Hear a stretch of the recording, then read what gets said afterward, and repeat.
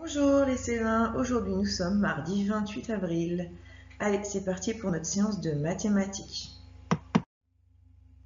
Alors, tu vas prendre ton ardoise et on va faire comme hier, on va encadrer à la dizaine inférieure et supérieure. C'est bon? Tu es prêt? Alors, tu vas devoir encadrer 288 à la dizaine inférieure, puis à la dizaine supérieure. Rappelle-toi, pour arrondir à la dizaine, ça veut dire qu'on ne s'occupe plus, on n'a plus d'unités. Nos unités, ça devient 0 unité.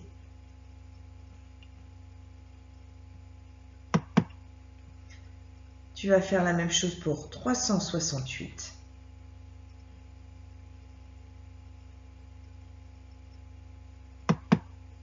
Pour 295. Un petit peu plus dur. Et pour 402. Allez, je te laisse un petit peu de temps.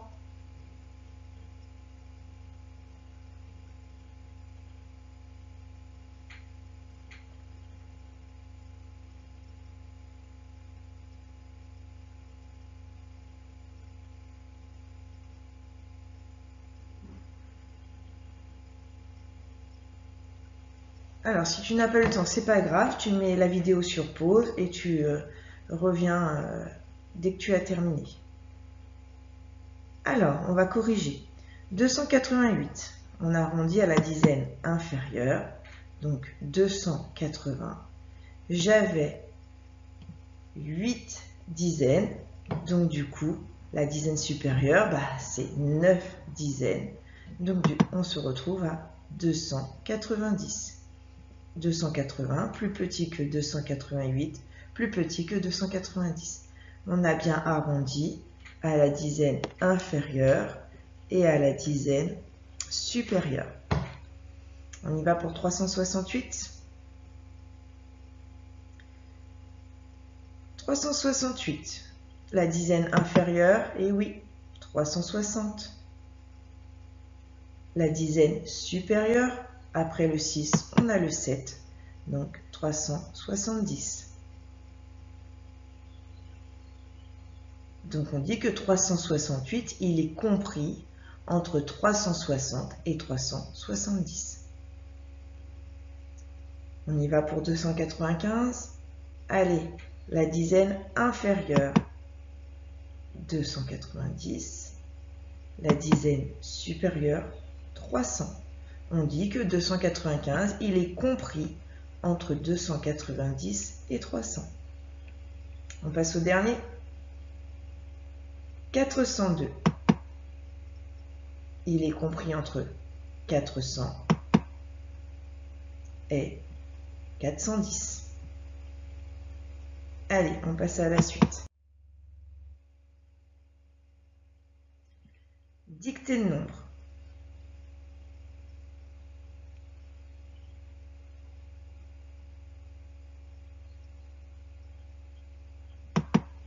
Tu prends ton ardoise, que tu avais déjà d'ailleurs, et c'est parti pour le premier nombre.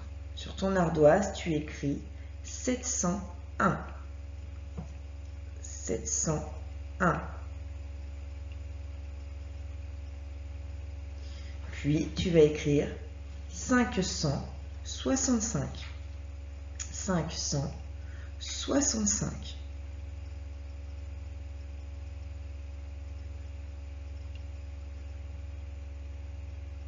Puis pour terminer, 739. 739. C'est bon, on corrige. Le premier, c'était 701. Le deuxième, c'était 565. Puis nous avions le 739. Allez, on passe à la suite. Alors maintenant, on va revoir comment on écrit un nombre dans le tableau des nombres. Tu vois, en bas de la page, je t'ai mis le tableau des nombres, les unités en jaune, les dizaines, donc les paquets de 10, le nombre de paquets de 10 en vert, et les centaines, le nombre de paquets de 100 en bleu. on va faire le premier ensemble et le deuxième, tu le feras tout seul. 713. Dans 713, j'ai 7 centaines que je représente avec 7 paquets bleus. Et je peux compléter mon tableau. Ensuite, j'ai une dizaine. Donc, je peux compléter une dizaine. Puis, je regarde et j'ai 3 unités. Et voici 3 unités. Et là, j'ai rempli mon tableau des nombres. 713, c'est 7 centaines, une dizaine et 3 unités. On peut aussi dire c'est 700 plus 10 plus 3. C'est bon? Alors, tu vas faire le second tout seul. C'est parti. 684. Donc, tu dessines les centaines, les dizaines, les unités et tu remplis le tableau.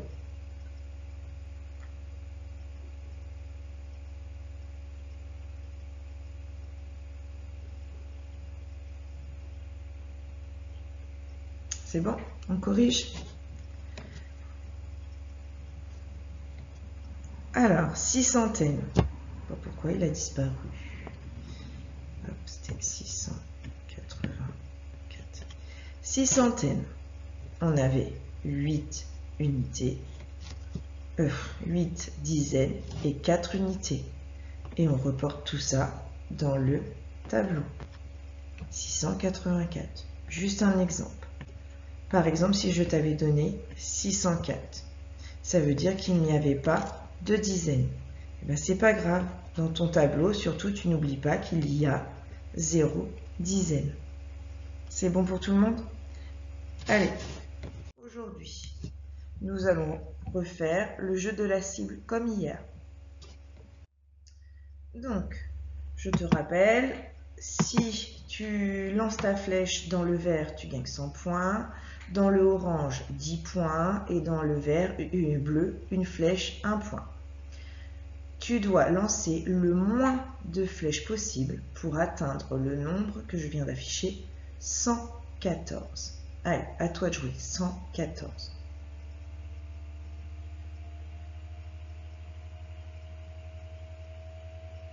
C'est bon? Tu as trouvé?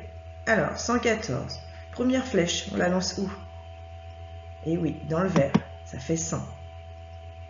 Ensuite, et oui, il y a une dizaine, donc une flèche dans le orange. Et pour terminer, bien sûr, il nous reste nos 4 unités, donc 4 flèches dans le bleu. 100 plus 10 plus 4, ça fait bien 114.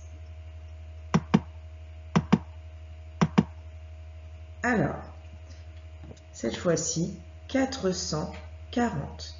440. C'est parti, 440.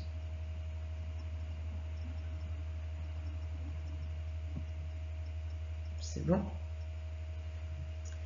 Tu as réfléchi? Alors,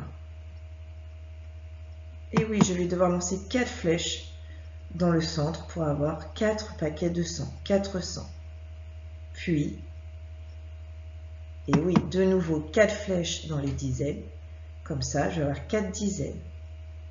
Et cette fois-ci, regarde bien, il y a 0 unité. Donc, j'arrête de lancer mes flèches.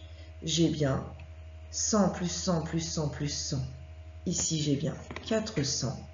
Ici, j'ai bien 10, 20, 30, 40. Ça fait bien 440. Alors, pour cet exercice, tu as besoin du papier pointé. Je te l'ai mis sur Benelux. Sinon, si tu ne peux pas imprimer, bah, tu utilises une feuille à carreaux et quelqu'un te remet les points qu'il faut. Alors, tu es prêt? Sur le premier, je voudrais que tu m'entoures 6 x fois 6 points en rouge. 6 fois 6 points en rouge. C'est bon? Sur le deuxième cadre, cette fois-ci, tu vas entourer 4 fois 9 points. 4 fois 9 points. On vérifie ensemble. Alors ici, j'ai entouré 6 fois 6 points. 1, 2, 3, 4, 5, 6. Je l'ai fait une fois, 2 fois, 3 fois, 4 fois, 5 fois et 6 fois. Ça, c'est 6 fois 6 points. Ensuite, je t'ai demandé d'entourer 4 fois 9 points. On vérifie.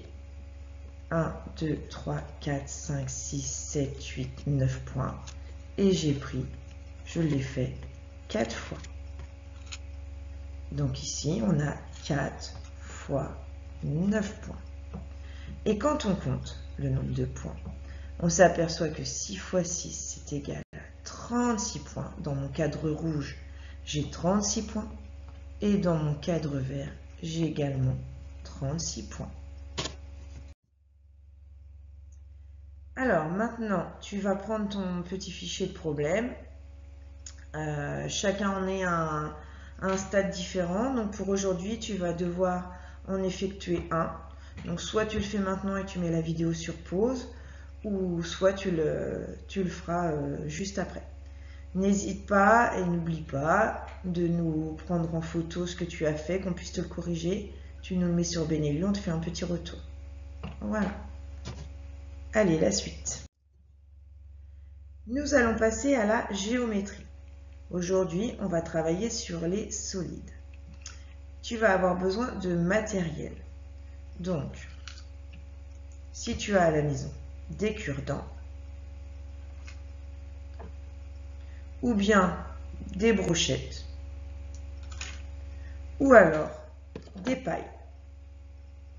Mais attention, il faut absolument des pailles de 2 tailles différentes, ou alors des cure-dents de 2 tailles différentes, ou alors, vous voyez, on peut prendre un pic à brochette et un cure-dent, comme ça, ça me fait mes 2 tailles.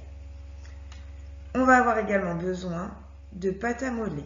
Donc, soit tu en as à la maison et c'est génial, soit tu n'en as pas et ça va être l'occasion d'en fabriquer. Je t'ai mis la recette sur cette page. Donc, si tu as besoin d'aller en fabriquer, bah, tu mets pause, papa, maman vont te la fabriquer et puis tu reviendras un petit peu plus tard.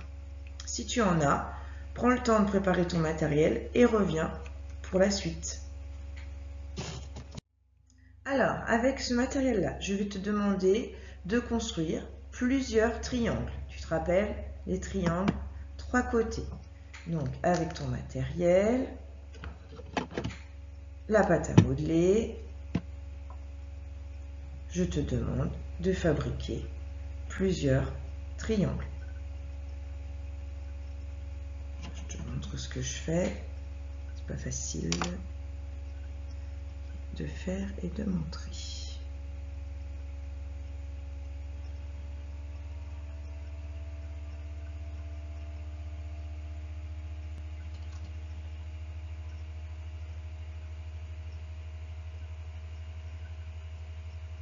Donc je fabrique plusieurs triangles. Là j'en ai fait un, il faut au moins que j'en fasse 4. Je le mets de côté. Il va falloir également que je fabrique plusieurs carrés. Donc pareil, je peux prendre, si j'ai des pailles, je prends des pailles. Tu as vu, à chaque fois, pour fixer les pailles entre elles ou les cure-dents entre eux, j'utilise ma pâte à modeler. Hop. Et également plusieurs rectangles. Tu mets la vidéo sur pause et on se retrouve dès que tu as fabriqué plusieurs triangles, plusieurs carrés et plusieurs rectangles. À tout de suite. Alors, on regarde ce que vous avez réussi à faire. Donc, moi j'ai choisi les cure-dents. Après, je vous ai dit, vous pouvez choisir les pailles, les brochettes, etc. Après, si vous avez également du matériel comme ça à la maison, là, j'ai retrouvé ça dans mes placards, le matériel aimanté, c'est c'est un jeu, c'est aussi plus facile à faire. Donc voilà, normalement, vous avez dû réussir à faire quelques triangles, quelques carrés et quelques rectangles. Hop là. Ça, c'est ce qu'on appelle des faces, d'accord? C'est des figures planes et ça va constituer les faces de notre solide. Donc, avec les faces que vous venez de fabriquer, vous allez devoir me construire ces solides-là. Un cube, une pyramide et un pavé, c'est leur nom. On y va, on commence par le cube. Pour le cube, tu vas avoir besoin de tes faces carrées. D'accord? Tu vas devoir les assembler ou les relier avec d'autres bâtons, etc. C'est bon? Donc avec le jeu aimanté, c'est beaucoup plus facile. Voici le cube. Donc j'ai assemblé mes faces en forme de carré. Ensuite, on va fabriquer le pavé. Pour fabriquer le pavé, il te faut tes faces en forme de rectangle, les faces rectangulaires. Et tu les assembles. Si je vais trop vite, tu n'hésites pas à mettre la vidéo sur pause. Le dernier solide à fabriquer, la pyramide.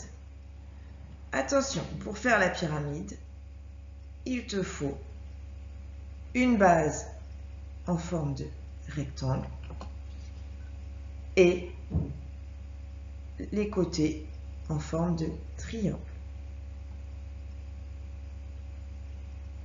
C'est bon?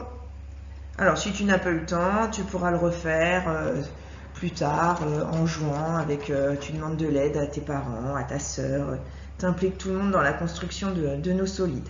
Donc juste là, c'était pour que tu puisses comprendre qu'un solide, c'est fabriqué avec des formes géométriques, des formes planes. Rappelle-toi, plane, on peut le tenir, d'accord? Il n'est pas en volume, c'est la différence. Donc ça s'appelle un carré. Et si je mets plusieurs carrés ensemble, c'est en volume et ça va s'appeler un cube. Là, ce que je vais te demander, c'est de compter le nombre de sommets. Les sommets, on les a représentés par notre pâte à modeler, ou là, moi, elles sont représentées par mes billes aimantées. D'accord? Là, sur mon carré, quand je vais assembler tous mes carrés et fabriquer mon cube, mes sommets, ça sera donc mes boules de pâte à modeler. Donc un sommet, je t'en mets en rouge là, hop, voilà, par exemple ça c'est un sommet. Il va falloir compter le nombre de sommets du cube. C'est bon, tu as trouvé? On les compte ensemble. Donc je t'en ai mis déjà un. En voici un deuxième, et un troisième, et un quatrième, et un cinquième, et un sixième, et un septième, et un huitième. Hop, on va vérifier sur mon cube. Mon cube qui se déforme. Il ne veut pas être en l'air. 1, 2, 3, 4, 5, 6, 7, 8. Toi, tu peux vérifier aussi simplement en comptant quand tu as assemblé tes carrés ensemble pour fabriquer ton cube, tu comptes le nombre de boules de pâte à modeler. Donc, c'était bien 8 sommets. Tu fais la même chose pour la pyramide et pour le pavé.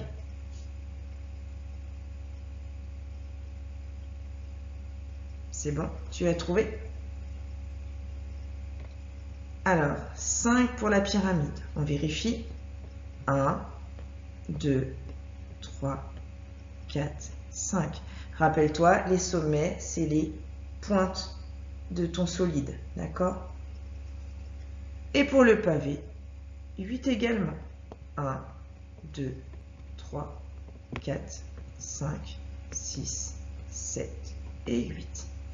Voilà pour les solides. Donc ce que je veux que tu retiennes vraiment, c'est la différence entre une forme géométrique plane et une fois que j'assemble toutes ces formes, je veux le fabriquer en volume. C'est ce qu'on appelle le solide. Je veux que tu retiennes également que sur un solide, il y a des sommets. Les sommets, dans ta mémoire, tu te rappelleras, c'est ce que tu avais fabriqué en pâte à modeler. Voilà, de toute façon, on reviendra là-dessus plus tard. Je te dis au revoir et à demain.